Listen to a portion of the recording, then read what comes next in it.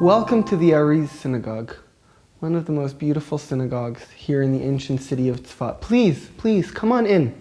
Look at the synagogue around you.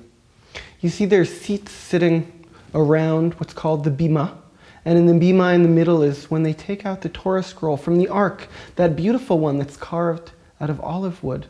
That's where they read it, right in the center of the synagogue. Up till today, this is one of the most popular synagogues, and every Shabbat, all of the guests who come to the old city, this is where they come and pray. Reb Isaac Luria was born in 1534 in Jerusalem. When he was 8 years old, his father passed away, and his mother took him down to Egypt, where her brother lived.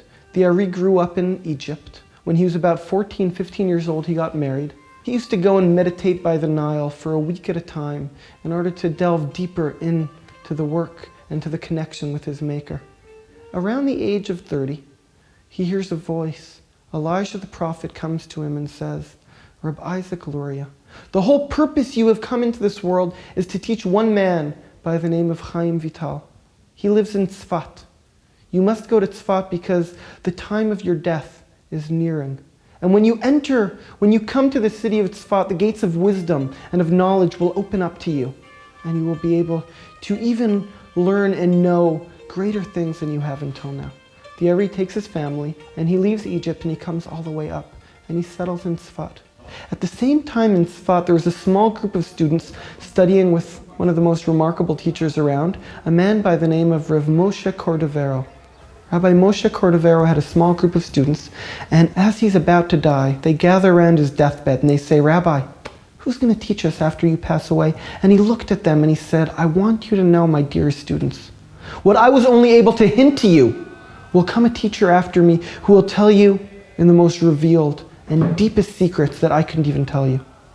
The man who was able to see a cloud of glory, a godly cloud around my burial place, he is the one who will teach you after I die. And with that, he passed away. Meanwhile, the funeral is going down to the ancient cemetery in Tzfat.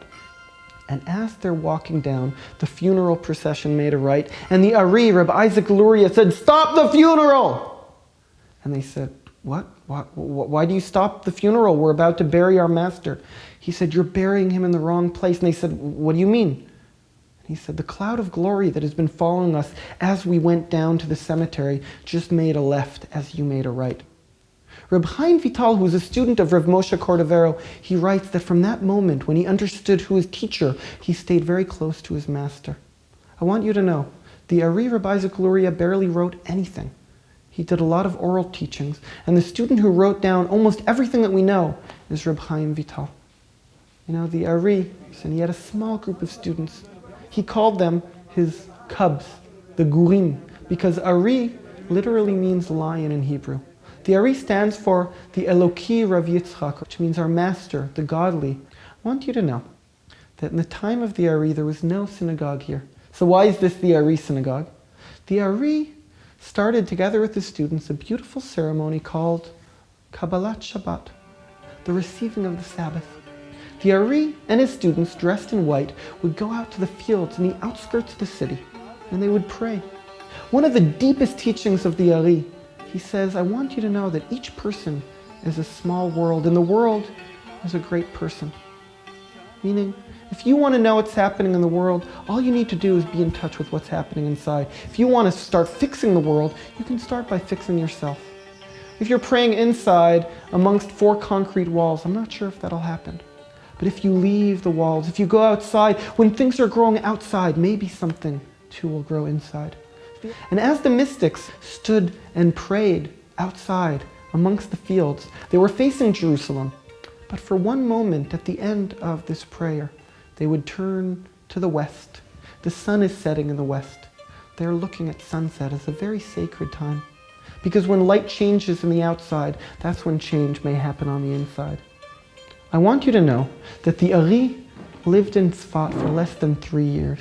After 2.5 years of living here, he passed away. Some say, according to the teachings, that he revealed secrets he was not supposed to, and left us after 2.5 years with so much of the teachings that today, hundreds of years later, we are still trying to learn and understand. His understandings about the way the world is built, the way God created the world, the shattering of the vessels, that when God created the world, enabled us or left us with so many godly sparks surrounding us, and our job is to lift them up. That is just maybe a little bit of taste of what the Ari, Rabbi Isaac Luria, left us with.